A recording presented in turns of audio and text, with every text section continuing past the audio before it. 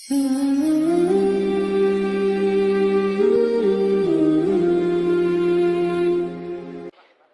jarang sholat kalau bekerja, tapi saya sering berzikir. Pertanyaan saya, apakah zikir saya dapat pahala atau tidak?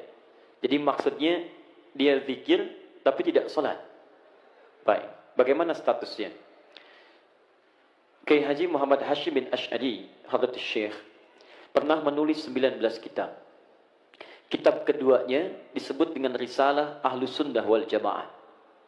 Anda buka di halaman ke-11, paragraf yang ketiga, baris 1 sampai 3, paling kiri sebelah bawah. Ini aliran semacam ini, itu sudah ada di Jawa tahun 1333 Hijrah. Dikenal dengan Abahiyun. Judulnya diberi bab Faslun fi Zuhuril Bid'ah fi Ardi Jawa wal Mubtadi'ina fiha wa Intishariha.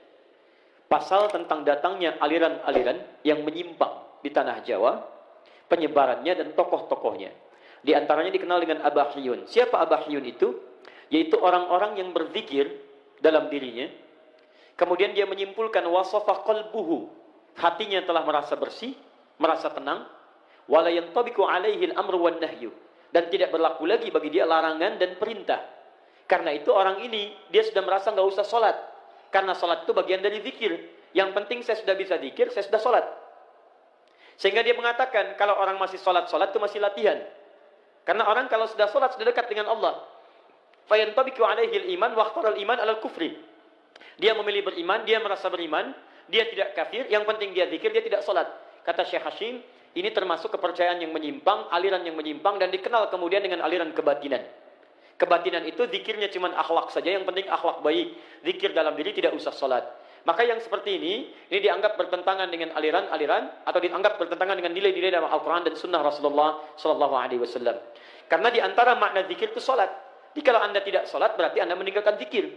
Ya, Nabi sholat, sahabat sholat, tabi'in sholat, ulama sholat. Bahkan semua Nabi sholat. Nabi Musa sholat, Quran surah ke-20 ayat ke-14. Nabi Isa sholat, Quran surah ke-19 ayat 31 sampai 33. Nabi Ismail sholat, meminta keluarganya untuk sholat. Wa kana ya'muru ahlahu bis shalah, Quran surah 19 ayat ke-55. Nabi Ibrahim sholat, mendoakan keturunannya supaya sholat. Quran surah ke-14 ayat 39, 37 sampai 39. Semua sholat. Nah, Nabi, Rasul sholat, sahabat sholat, tabi'in sholat, ulama sholat. Antum bukan Nabi, bukan Rasul, bukan tabi'in, bukan sahabat, bukan ulama. Antum tidak sholat. Ada sesuatu yang harus kita perbaiki dalam diri kita.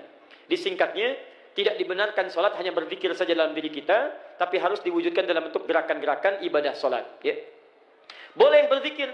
Subhanallah, Alhamdulillah, Allahu Akbar. Kapan waktunya? Selesai sholat. Boleh. Apa dalilnya? Quran surah keempat ayat 103. Paling kanan di pertengahan. فَإِذَا قَضَيْتُمُ الصَّلَاةَ فَاذْكُرُوا اللَّهَ. Maka jika anda telah tuntas mengerjakan sholat, silakan berzikir kepada Allah. Subhanallah, qiyaman wa qu'udan wa ala junubikum. Boleh sambil berdiri, boleh sambil duduk, boleh sambil berbaring. Apa di antara zikirnya? Astaghfirullah, astaghfirullah, astaghfirullah. Allahumma antas salam, minkas salam, tabarakta ya dzal jalali wal ikram. Hadis Muslim, hadis 593. Ya, la ilaha illallah wa la syarika lah, lahul mulku wa lahul hamdu wa ala kulli syai'in qadir. Hadis Muslim, hadis 595. Jadi, saya pertanyaan untuk yang pertama ini tidak diperkenankan. Saya ulang, tidak diperkenankan meninggalkan sholat dan mengganti dengan zikir-zikir dengan kalimat thayyibah saja.